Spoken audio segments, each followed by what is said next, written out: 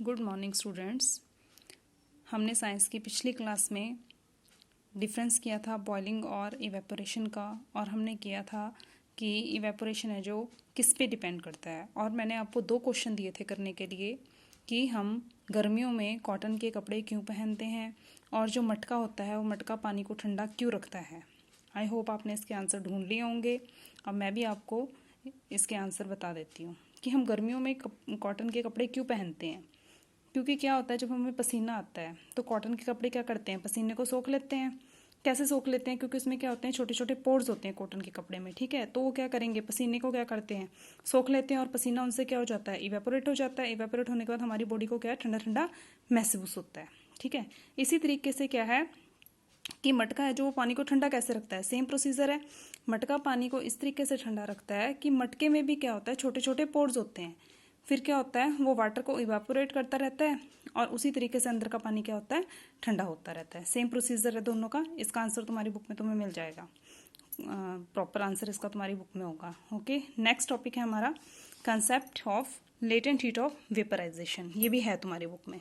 क्या कंसेप्ट है ये? लेटेंट हीट का कंसेप्ट है कि लेटेंट हीट क्या होती है। Latent heat of vaporisation, latent का मतलब क्या होता है, हिडन। इसके लिए पहले एक एक्सपेरिमेंट बताती हूँ मैं तुमको। जैसे हमने क्या लिया, वाटर लिया कंटेनर में। ठीक है, वाटर लिया तो वाटर को हमने हीट किया, लेकिन हीट करने से पहले जो वाटर का टेम्परेचर था वो है 30 डिग्री सेल्सियस। फर्स्ट कंसेप्ट क्या है इसका, जैसे वाटर को हीट करने से पहले यहाँ पे लिख देते हैं बिफोर हीटिंग। बिफोर हीट से क्या टेम्परेचर कितना है, 30 डिग्री सेल्सियस। और जब हमने उसको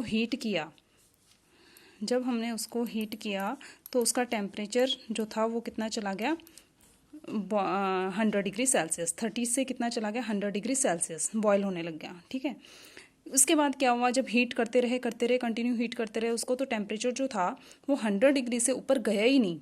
ठीक है, हीटिंग हो रही है लेकिन टेम्परेचर जो थर्मामीटर जो था वो रीडिंग 100 डिग्री सेल्सियस से ऊपर नहीं दे रहा था, यानी टेम्परेचर क्या हुआ, कांस्टेंट हो गया आफ्टर 100 डिग्री सेल्सियस।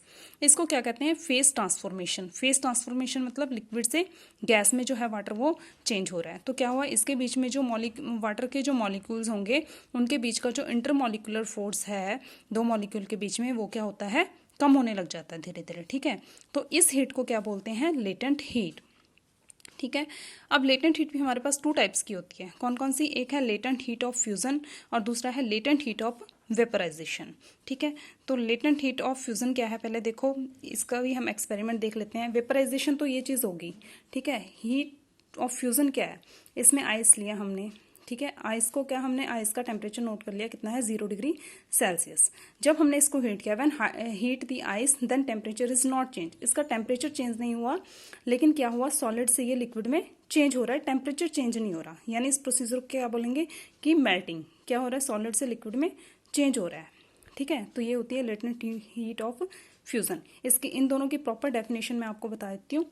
ठीक है, इसकी प्रॉपर डेफिनेशन क्या है, देखो लेटेंट हीट ऑफ फ्यूजन क्या है, it is the amount of heat required to convert 1 kg of given solid. यहाँ पे हमने 1 kg करके एग्जांपल ले लिया कि अगर हमें सॉलिड जो दिया है वो 1 kg दिया है और जितनी हीट उसको कंप्लीटली सॉलिड से लिक्विड होने में चाहिए उसे क्या कहा जाता है, लेटेंट हीट ऑफ फ्यूजन।